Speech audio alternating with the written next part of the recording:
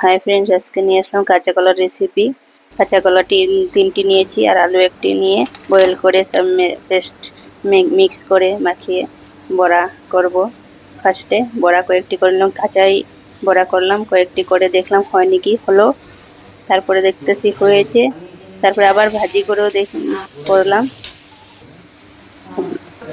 তোমরা চাইলে ভাজি না করেও করতে পারো, কাঁচাও হয়, সুন্দর হয়েছে বড়াগুলো।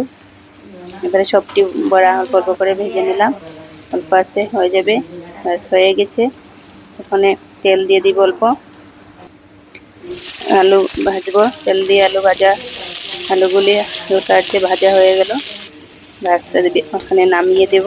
নামিয়ে দেওয়ার পরে অল্প তেল দিয়ে দিব, আবার তেল দিয়ে ফোড়নে দিয়ে দিলাম জিরা, গোটা জিরা, তেজপাতা, তারপরে দিয়ে দেব টমেটোর পরে সব মশলা দিয়ে দিলাম, হলুদ গুঁড়ো, জিরা গুঁড়ো, তারপরে লঙ্কা গুঁড়ো, তারপরে দিয়ে দিলাম অল্প ধনিয়া গুঁড়ো।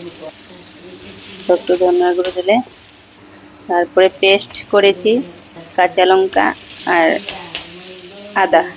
আদা বাটা পেস্ট করার পরে দিয়ে দিলাম। তারপরে অল্প ভাজার পরে ছেড়ে দিলাম আলুটি অল্প ভাজা হয়ে যাওয়ার পরে জল দিয়ে অল্প বয়েল হওয়া পর্যন্ত অল্প 5 মিনিট ঢেকে রাখার পরে দিয়ে দিলাম বাদাম বাটার পরে অল্প নাড়াচাড়া করে ভালোভাবে জল দিয়ে দিলাম। জলটি লাগবে অল্প বেশি, কারণ কাঁচা কলার জল টানে, অনেক জল টানে। প্যান থেকে নামানোর পরে জল টেনে যায়। এবার গরম মশলা দিলাম, আর গরম মশলা দিয়ে দিলাম ঘি দেওয়ার পরে ভালোভাবে জাল হয়ে যাওয়ার পরে নামিয়ে দিলাম।